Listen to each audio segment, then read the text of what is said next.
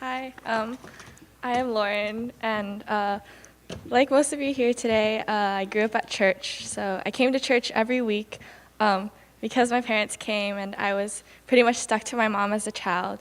And my parents also put me in a Lutheran school, so I had grown up hearing a lot about God. I knew God existed, and so when my VBS leaders did that thing where they ask everyone to close their eyes and raise their hands if they've accepted Christ. I raised my hand, and I did the same exact thing the very next year. At this point in my life, I don't think I really knew what it truly meant to accept Christ into my heart. So, moving up on to middle school, I didn't exactly feel very welcome in the youth group here. There weren't many people here my age, and I didn't have many friends, but I still came because, again, I followed my parents around a lot.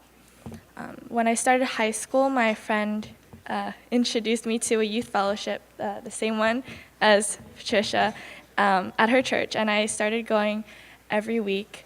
So this fellowship surrounded me with people of strong faith, like small group leaders and others my age, where they were genuinely warm and welcoming. I saw people that cared about me, and they would check up on me if I didn't show up that week.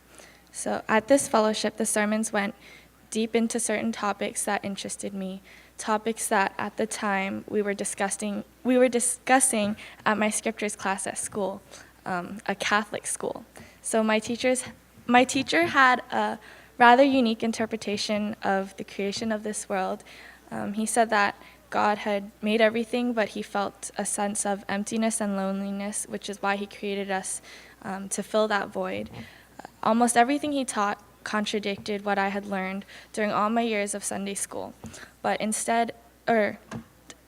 all my years of Sunday school, in class I didn't speak up about any of the confusion that his interpretations caused, but instead I took my questions to the weekly fellowship I was attending, where we would discuss them in small group. I wouldn't always get a direct answer, but this taught me to just put my full trust in God, because I didn't need to understand why these things happened, as long as I know that God is in control.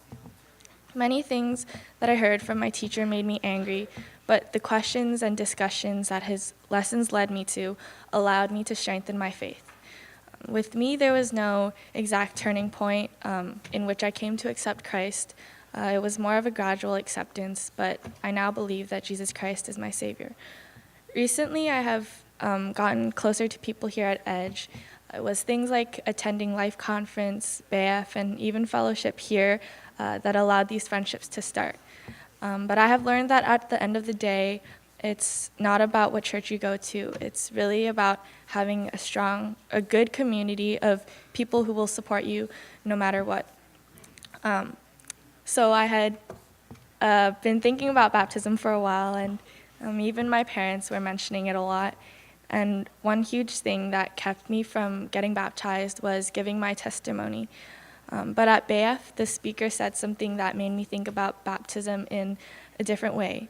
He said that your testimony can touch others, maybe soon or maybe years from now, but the point was that it could have a big impact on other people's lives.